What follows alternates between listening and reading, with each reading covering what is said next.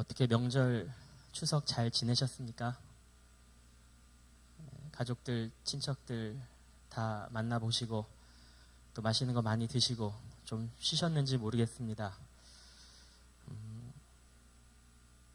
이번 명절을 맞이해서 잡코리아와 알바몬에서 설문조사를 했습니다. 명절 스트레스를 받느냐 안 받느냐. 긴 연휴라고 무조건 좋은 것만은 아니잖아요. 그래서 직장인들과 취업준비생 2,800여 명을 대상으로 설문을 했는데 77.5%가 나는 명절에 스트레스 받는다. 취준생들에게 물었습니다. 명절 때 가장 듣기 싫은 말이 뭐냐? 언제 취업할 거니? 살 좀 빼라. 누구는 어디에 취업했다더라. 명절 때 이런 스트레스 때문에 가기가 싫은 거예요. 또 만나기 싫은 거예요. 직장인들에게 물어봤습니다. 무슨 말이 제일 듣기 싫으니? 결혼 언제 하니? 요즘 경기가 어렵다는데 네가 다니는 회사는 괜찮니? 그래서 이런 스트레스를 자꾸 받다 보니까 명절 때 나타나는 주요 증상이 69%가 의욕 상실, 그리고 50%가 우울증, 그 다음이 소화불량, 그리고 두통, 이런 순으로 결과가 나왔습니다. 이번 명절 때 스트레스 많이 받으셨어요? 의욕이 상실되고 소화가 안 되고 막 우울해지고 머리 아프고 그러셨습니까? 혹시 명절 스트레스뿐만이 아니라 주일 스트레스 받고 계신 분 없으세요? 신앙생활에 스트레스 받고 계신 분 없으세요? 자꾸 신앙생활이 어떤 부담으로, 짐으로, 스트레스로 다가오진 않습니까? 사실 교회 다니다 보면 나는 좀 천천히 이렇게 서서히 열심히 믿고 열심히 섬기고 하나님 알아가고 싶은데 왠지 교회라고 하는 곳에 가면 이게 도 아니면 뭐 같잖아요. 개, 걸, 유시 없잖아요. 좀 예배 시간에 은혜 받아서 좀 손도 들고 눈물 흘리면서 찬양하면 당장 목자가 와가지고 너 찬양팀 하라 그러고, 좀 기도 응답 받은 게 있어서 좀 목장 시간에 나누면 다음 주에 목사님 전화 와서 은혜 나눔 하라 그러고, 이번엔 명절 때 딱 주일이니까 이날은 예배 후에 뭐 목장 모임도 없고 전체 모임도 없고 일찍 가서 쉬어야지. 설교는 누구야? 이태희 목사님이네. 진짜 빨리 집에 가야지. 그러는데 다 같이 에버랜드 간다 그러고. 신앙생활이 자꾸 이렇게 스트레스를 짐으로 부담으로 다가온다면 여러분들 대단하신 겁니다. 옆에 계신 분들한테 얘기해 주세요. 대단하십니다. 왜냐하면 그럼에도 불구하고 매주 이 자리에 나와 있는 게 대단한 거죠. 예레미야 29장 11절에 보면 우리가 너무나 좋아하는 말씀입니다. 너희를 두고 계획하고 있는 일들은 오직 나만이 알고 있다. 내가 너희를 두고 계획하고 있는 일들은 재앙이 아니라 번영이다. 너희에게 미래에 대한 희망을 주려는 것이다. 나 주의 말이다. 우리를 향한 하나님의 계획은 재앙이 아니라 희망이라고 분명히 약속하세요. 그럼에도 불구하고 나의 신앙생활이 주일 아침 눈을 뜨고 교회를 가려고 할 때 목장 모임에 나가서 내 삶을 끄집어내는 것이, 그냥 매일매일 말씀을 꺼내서 묵상을 하는 것이 희망보다는 재앙에 가깝게 느껴진다면 그것은 분명히 뭔가 문제가 있는 것이겠지요. 오늘날 그리스도인들이 신앙생활에 스트레스를 겪는 것은 많은 경우에 하나님의 의에 대해서 올바른 지식이 없이 유대인들의 율법주의적인 신앙생활을 하고 있기 때문입니다. 우리가 의로우신 하나님 앞에 나아가기 위해서는 반드시 하나님의 의가 필요합니다. 그래서 하나님은 일찌감치 유대인들에게 율법을 주셨어요. 율법을 통해서 하나님의 의를 가르쳐 주셨습니다. 하나님의 기준에서 옳고 그름이 무엇인지, 죄는 무엇이고 불의는 무엇인지 율법을 통해서 알려주셨습니다. 그래서 이스라엘 민족에게 율법은 의의 기준이었고 그들은 그 기준을 따라서 정말 열심히 하나님을 섬겼습니다. 그런데 아이러니하게도 유대인들은 예수 그리스도를 배척했습니다. 그토록 열심히 하나님을 섬기고 그토록 기다리던 메시아, 구원자였는데 그 구원자를 알아보지 못하고 그들의 손으로 직접 하나님의 아들을 못 박아 죽였습니다. 유대인들이 하나님을 그토록 열심히 섬겼음에도 불구하고 하나님의 아들을 거부하고 배척한 이유는 하나님의 의에 대한 올바른 지식이 없었기 때문입니다. 그게 오늘 본 말씀의 2절이죠. 나는 증언합니다. 그들은 하나님을 섬기는데 열성이 있습니다. 그러나 그 열성은 올바른 지식에서 생긴 것이 아닙니다. 우리가 예수 그리스도를 믿되 열심히는 믿되 바르게 믿지 못하면 유대인들 같은 그런 신앙생활을 하게 됩니다. 유대인들은 하나님의 의에 대해서 너무 잘못 알고 있었어요. 율법은 하나님의 의가 무엇인지 그리고 나의 죄인됨을 보여주는 거울입니다. 우리는 율법을 통해서 절대로 하나님의 의에 이룰 수 없습니다. 그렇기 때문에 하나님이 우리에게 주신 것이 바로 복음입니다. 우리가 율법을 지켜서는 절대로 의로워질 수 없기 때문에 믿음으로 의로워지는 길을 열어주신 것이죠. 오늘 4절 말씀. 그러므로 그리스도는 율법의 끝마침이 되셔서 모든 믿는 사람에게 의가 되어주셨습니다. 율법의 모든 요구를 충족시키신 그 예수 그리스도가 내 모든 죄를 대신 짊어지시고 십자가에 죽으셨음을 믿고 그분을 나의 구주로 영접하고 고백하고 구원을 받는 것.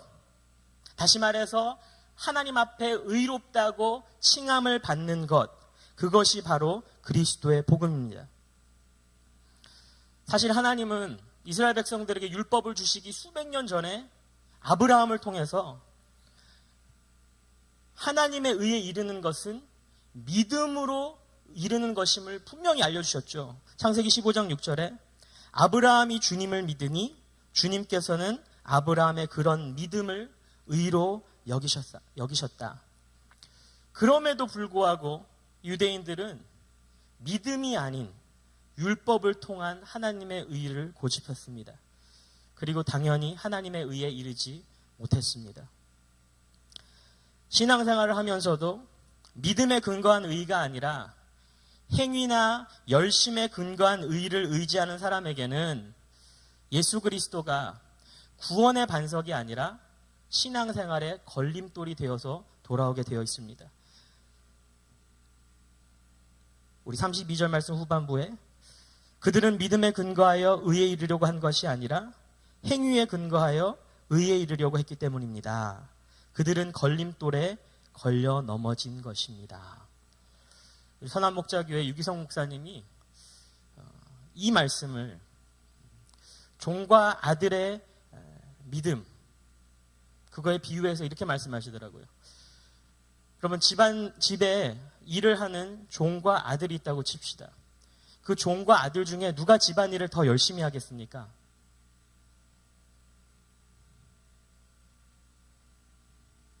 당연히 종이 더 열심히 하죠. 왜요? 열심히 하지 않으면 쫓겨날 수 있으니까요. 열심히 하지 않으면 주인에게 혼나니까요. 열심히 하지 않으면 상을 받지 못하고 복을 누리지 못하니까요. 두려움 때문에 열심히 할 수밖에 없습니다. 그런데 아들은 어떻습니까? 아들도 열심히 할 수 있겠지요. 그런데 아들이 열심히 하는 것은 그렇게 안 하면 쫓겨날까 봐, 그렇게 안 하면 아버지 유산을 받지 못할까 봐 그런 종의 마음으로 열심히 하는 겁니까? 아니지 않습니까? 그냥 우리 아버지의 일이니까 내 일같이 자유함과 기쁨과 감사함으로 하게 되는 것 아닙니까? 똑같이 일을 열심히 하더라도 그 열심의 이유와 또 마음의 자세가 다르다는 것입니다. 우리 사랑하는 사교회 성도 여러분, 그리고 청년 여러분, 질문합니다. 여러분들은 신앙생활 할 때 종의 마음으로 합니까? 아들 혹은 딸의 마음으로 합니까?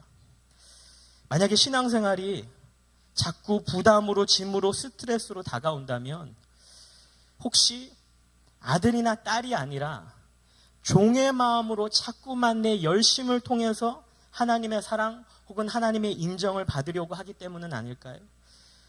유대인들은 종의 마음으로 율법을 통해서 하나님의 의를 추구했습니다. 오늘 3절 말씀에 그들은 하나님의 의를 알지 못하고 자기 자신들의 의를 세우려고 힘을 힘씀으로써 하나님의 의에는 복종하지 않게 되었습니다. 그 결과 자기 의와 하나님의 의를 잘 구분하지 못하고 하나님의 의 대신에 자기의 의를 드러내는 데 힘을 쓰는 소위 율법주의에 빠지게 되었습니다. 우리가 하나님을 열심히 믿고 교회를 섬길 때 하나님의 의에 대한 올바른 지식 위에 서 있지 못하고 그저 열심히만 믿고 열심히만 섬기면 우리도 이 유대인들처럼 율법주의식 신앙생활에 빠지기 마련이지요. 저는 보름 전에 이런 식으로 신앙생활하려고 이런 식으로 생각하고 있는 제 자신을 발견했거든요. 말씀 앞에서. 오늘 주중 아침에 교회에 출근하는데 차를 타고 주차장 안으로 들어오는데 이 주차장 바로 입구에 우리 텃밭 바로 그 경계에 웬 한 5, 60대로 추정되는 어느 아저씨가 행인이 그냥 보란듯이 노상방뇨하는 걸 제가 목격했어요. 다행히 우리 등교 시간은 살짝 지난 시간이어서 아이들은 아무도 없었고 뭐 주변 아무도 없었지만 그 모습을 보니까 좀 황당하더라고요 처음엔.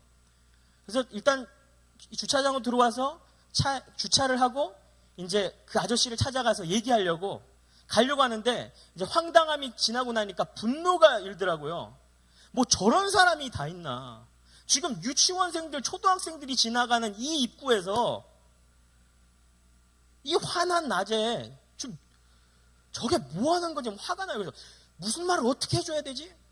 막 스스로 논리적으로 막 뭔가 멋있는 말을 꺼내고 싶어가지고 막 머리를 굴리면서 다가가려고 하는데 이제 정지하기 시작하는 거죠. 이렇게 얘기할까? 아저씨, 여기서는 그렇게 안 합니다. 뭐 하시는 거예요?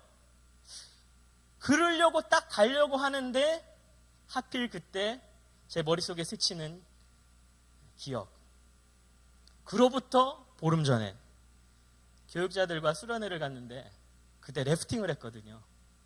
이제 래프팅을 하려고 장비 다 쓰고 옷 다 입고 이제 보트 들고 물로 들어가려고 하는 직전에 제가 화장실이 너무 급해가지고 그 근처에 있는 숲 뒤에 가가지고 후딱 일 보고 왔던 그게 하필 그때 생각나는 거예요. 그러니까 막 분노를 가지고 정지하면서 뭐 저런 사람이 다 있어. 아저씨 여기서 이러시면 안 돼 하려고 가려는데 갑자기 그 생각이 딱 드니까 갑자기 이제 주저하게 되는 거예요. 가만히 있어봐. 나도 그때 그랬는데? 그러면서 이제 합리화시키는 거죠. 시골 야산에서 그렇게 하는 거랑 이 도심 한 복판에서 학교 앞에서 그러는 거랑 같나? 그러면서 이제 가면서도 막 급소심해지는 거예요. 혹시라도 내가 뭔가 얘기 걸었을 때 이 아저씨가 나한테 당신은 그래 본 적 없냐고 물어보면 어떡하지? 거짓말할 수도 없고 아니면 혹시 그럴 일은 없겠지만 그 시골 야산에서 내가 일 볼 때 이 아저씨가 거기 있었으면 어떡하지? 별의별 생각이 다 들면서 나중에는 자격지심이 들고 못 갔어요. 그래, 나 같은 사람이 무슨 자격으로 저 사람한테 뭐라 그러나 우리 사무처 처장님이나 불러야겠다. 그러는 사이에 아저씨 그냥 걸어가시더라고요. 멀리서 봤는데. 그럼 한번 생각해 보십시오. 우리가 준법 전신을 가지고 아무데나 방뇨하지 않는 것은 마땅히 해야 될 일이죠. 굉장히 바람직한 겁니다. 우리가 신앙생활 하면서 성경 말씀이 하라는 거 다 하고 하지 말라는 거 안 하는 것, 그거 좋은 겁니다. 새벽 기도도 최대한 열심히 하고 큐티도 매일 할 수 있으면 하고 헌금도 아무리 힘들어도 11조 딱 드리고 봉사도 정말 주신 재능을 가지고 아무리 바쁘고 힘들어도 좀 하고 여름에 휴가 받으면 단기 봉사도 좀 가고 그럴 수 있다면 굉장히 좋은 것이죠. 그런데 문제는 뭐냐면 그렇게 하지 못하는 사람들을 볼 때 화가 난다는 거예요. 나는 지금 이렇게 하고 있는데 너는 못하네? 안 하네? 너는 리더가 돼가지고 큐티도 안 하네? 저분은 권사님이라면서 새벽 기도도 안 하시네? 저 사람은 그렇게 신앙생활 오래 했으면서 단기 봉사 한 번 갈 생각은 안 하고 여름에 휴가 받으면은 여행만 가네? 나는 이러는데 저 사람은 저러네? 그 사람을 판단하기 시작하고 비교하기 시작하고 정죄하기 시작하는 것이죠. 그러면 벌써 우리는 내 의에 빠지게 된 거고 율법주의에 빠지게 된 것이죠. 거꾸로도 마찬가지입니다. 나도 똑같이 아무 데서나 소위만 봤으니까 나는 자격 없어. 나는 누구처럼 매일 새벽 기도도 못하고 말씀 묵상도 못하고 헌금도 제대로 못하고 있고 단기 봉사 안 간 지 수년 됐으니까 지금 하나님은 나를 마음에 안 들어 하실 거야. 내가 지금 기도해도 절대로 응답 못 받을 거야. 이런 생각도 사실은 유대인들의 율법주의적 생각 아닙니까? 여러분, 우리는요 하나님의 의가 너무나 먼 곳에 있는 것처럼 생각합니다. 뭔가 득템하기 굉장히 힘든 그런 아이템으로 생각합니다. 그런데 여러분, 하나님의 의는 절대로 먼 곳에 있지 않습니다. 하나님의 의가 무엇입니까? 하나님의 의는 나와는 아무 상관없이, 나의 자격, 나의 과거, 나의 행위와는 아무 상관없이 그리스도의 십자가에 의해서 그냥 내가 믿기만 하면 누리는 의입니다. 사도 바울이 로마서 10장에서 우리에게 하고 싶은 말이 바로 이겁니다. 신명기 30장에 나오는 말씀을 인용해서 다음과 같이 말합니다. 6절. 그러나 믿음에 근거한 의를 두고는 이렇게 말합니다. 너는 마음속으로 누가 하늘에 올라갈 것이냐 하지 말아라. 그것은 그리스도를 끌어내리는 것입니다. 7절. 또 누가 지옥에 내려갈 것이냐 하고 말하지도 말아라. 그것은 그리스도를 죽은 사람들 가운데서 끌어올리는 것입니다. 이 말씀이 무슨 뜻이냐면요, 신명기 30장에서 모세가 이스라엘 백성들이 이렇게 말했거든요. 하나님의 말씀은, 하나님의 뜻을 구하는 것은 절대로 먼 곳에 있지 않다는 거예요. 누군가가 하늘 위로 올라가서 받아와야 되고 누군가가 먼 바다를 가로질러서 챙겨와야 되는 것이 하나님의 말씀이 아니라는 것입니다. 하나님의 의도, 하나님의 구원도 마찬가지라는 거예요. 누군가가 하늘에 올라가거나 지옥에 내려갈 필요가 없습니다. 왜냐? 하나님이신 예수 그리스도가 육신을 입고 하늘에서 이 땅으로 내려오셨기 때문입니다. 하나님이신 예수 그리스도가 우리의 죄를 대신 짊어지고 십자가를 지셨고 장사된 지 사흘 만에 죽은 자들 가운데서 부활하셨기 때문입니다. 하나님의 의에 이르기 위해서 우리가 해야 될 유일한 것은 예수 그리스도를 나의 구주로 믿고 고백하는 것입니다. 9절과 10절. 당신이 만일 예수는 주님이라고 입으로 고백하고 하나님께서 그를 죽은 사람들 가운데서 살리신 것을 마음으로 믿으면 구원을 얻을 것입니다. 사람은 마음으로 믿어서 의에 이르고 입으로 고백해서 구원에 이르게 됩니다. 여러분, 하나님의 의는, 또 하나님의 구원은 먼 곳에 있지 않습니다. 말씀이 육신이 되어 이 땅 가운데 오셔서 부활하신 그 예수 그리스도가 임마누엘, 우리 가운데 함께 하십니다. 예수 그리스도를 구주로 영접하는 순간 우리 안에 들어오신 그 성령이 우리가 이제 하나님의 자녀 되었음을 친히 증언하십니다. 우리는 믿음으로 의에 이르고 성령으로 하나님의 자녀가 되었습니다. 그런 우리가 마땅히 해야 될 것은 종의 마음을 좀 갖다 버리고 나의 의가 아닌 하나님의 의를 자랑하는 것이죠. 제가 보름 전에 그 노상방뇨하는 그 행인을 목격한 직후 교육자 사무실에 들어와서 큐티를 했습니다. 그때 본문 말씀이 로마서 5장 1절에서 11절이었는데요. 말씀을 묵상하는 가운데 제 안에 계신 성령이 저를 이렇게 강권하시는 것 같았습니다. 5장 1절과 11절 말씀을 보면 이렇게 나와 있습니다. 그러므로 우리는 믿음으로 의롭다 하심을 받았으므로 우리 주 예수 그리스도로 말미암아 하나님과 더불어 평화를 누리고 있습니다. 그뿐만 아니라 우리는 또한 우리 주 예수 그리스도로 말미암아 하나님을 자랑합니다. 우리는 지금 그로 말미암아 하나님과 화해를 하게 된 것입니다.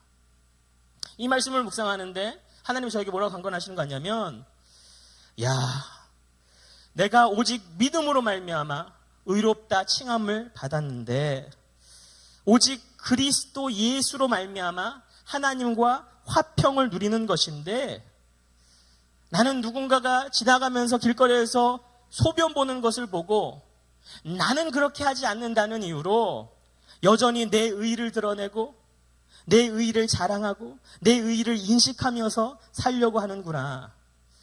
그리스도를 만나기 이전에 내가 그 아저씨와 똑같은 죄인이었듯이 하나님은 그 아저씨도 나와 똑같은 하나님의 자녀가 되기를 바라시겠구나. 그리고 나서 그 이후로 이제 교회에 출근할 때마다 은근히 기대하고 있습니다. 그 아저씨가 그 자리에서 또 그런 일을 하고 계시는 것을 내가 직접 다시 목격하기를. 아직까지 안 나타나시더라고요. 근데 여전히 기대하고 있습니다. 다시 한번 기회가 주어진다면 저는 그분을 정죄하지 않을 겁니다. 다시 한번 기회가 주어진다면 나의 과거를 숨기거나 합리화하려고 하지 않을 겁니다. 그저 담대하고 온유하게 다가가서 이렇게 말할 겁니다. 아저씨, 많이 급하셨나 봐요. 저도 그랬거든요. 그런데 다음에는 불편하게 여기서 그러지 마시고 안쪽으로 들어오세요. 저희가 우리 교회 화장실이에요. 이 동네에서 제일 깨끗해요. 여러분, 믿음으로 의롭다함을 받았음에도 불구하고 여전히 자기 의에 빠져서 율법주의적인 신앙생활을 하는, 그래서 다른 사람들을 비교하고 평가하고 판단하고 정죄하는, 혹시 반대로 또는 반대로 다른 사람의 그 의, 다른 사람의 열심에 나를 비교하고 나를 평가하고 나를 정죄하는 그런 여러분의 모습을 발견하진 않으십니까? 예수 그리스도를 나의 구주로 믿고 고백한다면 우리가 자랑할 것은 하나님의 은혜밖에 없습니다.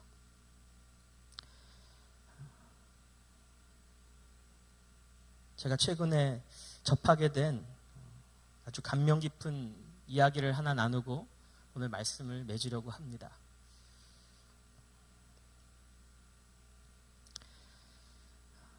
올해 1월에 미국의 빌 커너라고 하는 어느 백인 아저씨가 사랑하는 딸을 잃었습니다.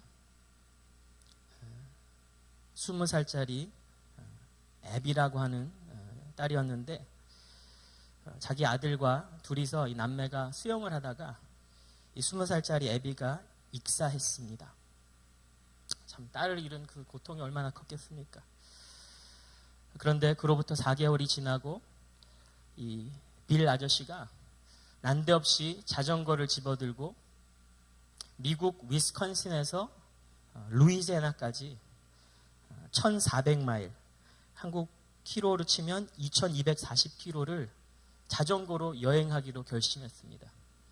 위스콘신은 미국의 가장 최북단이고 루이지애나는 최남단이거든요. 빌 아저씨가 자전거를 타고 그 먼 거리를 여행하기로 한 이유는 크게 3가지였습니다. 첫 번째로는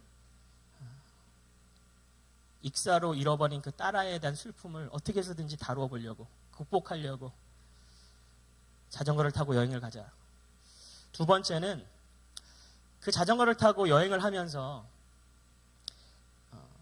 장기 기증에 대한 경각심을 일으키자. 왜냐하면 이 애비라고 하는 딸이 죽은 직후에 이 딸이 장기 기증 희망자였던 거예요, 살아있을 때.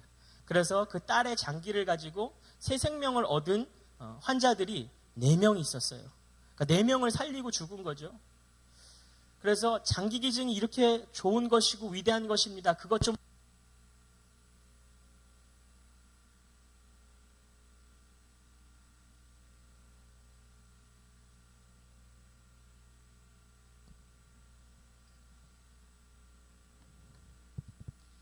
그래서 자전거를 타고 다니면서 사람들을 만나고 SNS에 올리고 그래서 이식 수술에 필요한 그런 후원금을 모아서 기부하려고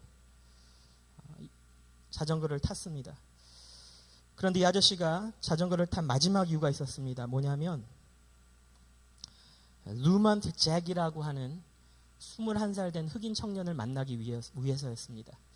이 루먼트는 애비의 장기를 가지고 새 생명을 얻은 4명의 환자 중에 하나였는데 그 중에서도 애비의 심장을 전해받은 청년이었습니다. 그래서 마지막으로 딸아이의 심장 소리를 한번 들어보려고 루이지애나까지 간 거예요. 루먼트가 루이지애나에 살고 있었거든요. 그렇게 열심히 달려서 딱 갔는데 하필 도착한 날이 Father's Day. 그러니까 미국은 어버이날을 어머니 날, 아버지 날 이렇게 나눠서 드리지 않습니까? 그러니까 아버지의 날에 딱 도착했어요. 그렇게 기획하고 갔는지. 그러니까 아버지의 날이니까 이 루먼트라고 하는 21세 된 청년이 조그만한 아버지의 날 선물을 준비한 거를 전해주고 그리고 나서 바로 주머니에서 청진기를 꺼내서 당신의 딸 심장 소리 한번 들어보라고 이렇게 전해줬습니다. 그래서 이 빌 아저씨가 직접 들어보고 딱 한마디 했습니다. It's working. 제대로 작동하고 있네요. 그리고 뜨겁게 끌어안았습니다. 참 감동적인 이야기인데요. 제가 이 이야기를 통해서 여러분들과 나누고 싶은 포인트는 저 빌 아저씨가 이 루먼트라고 하는 청년을 찾아왔을 때 이 루먼트라고 하는 청년이 그 빌 아저씨에게 자랑할 수 있는 것, 보여줄 수 있는 것, 들려줄 수 있는 것은 오직 자기 가슴에 있는 심장 소리뿐이었다는 것입니다. 아저씨, 제가 지난 석 달 동안 이렇게 성적을 끌어올렸습니다. 이런 좋은 직장을 가졌습니다. 이런 멋진 차를 타고 있습니다. 그거 자랑할 수 없었다는 거예요. 왜냐하면 내가 지금 이렇게 살고 있는 것은 전적으로 그 심장을 전해준 그 사람의 은혜 때문이라는 걸 잘 알았기 때문에 저와 여러분도 이 루먼트와 같은 그런 삶을 살고 있지 않습니까? 2000년 전에 골고다 언덕에서 하나님은 우리에게 새로운 심장을 심어주셨습니다. 죄 때문에 제대로 작동하지 못하고 펌프질하지 못하던 우리의 심장을 예수님의 심장으로 갈아주셨습니다. 우리가 살고 있는 것은 전적으로 하나님의 은혜입니다. 그 심장을 주신 분의 긍휼입니다. 우리가 하나님 앞에서 우리의 삶 속에서 자랑할 수 있는 것은 우리의 학력도 아니고 우리의 재력도 아니고 우리의 외모도 아니고 우리의 열심이나 섬김도 아니고 오직 내 안에서 뛰고 있는 예수 그리스도의 심장 소리뿐이라는 것입니다. 우리 사랑하는 청년 여러분, 우리 성도 여러분, 그 그리스도의 심장 소리를, 그 크신 하나님의 은혜를 자랑하는 그런 우리의 삶이 됐으면 좋겠습니다. 그리할 때에 우리가 나누는 그 심장 소리가, 우리가 나누는 그 하나님의 은혜가 믿는 자들에게는 간증이 되고 믿지 않는 자들에게는 전도가 되고 나 스스로에게는 내 신앙의 고백이 되는 그런 복된 인생들이 되시기를 주님의 이름으로 축복합니다.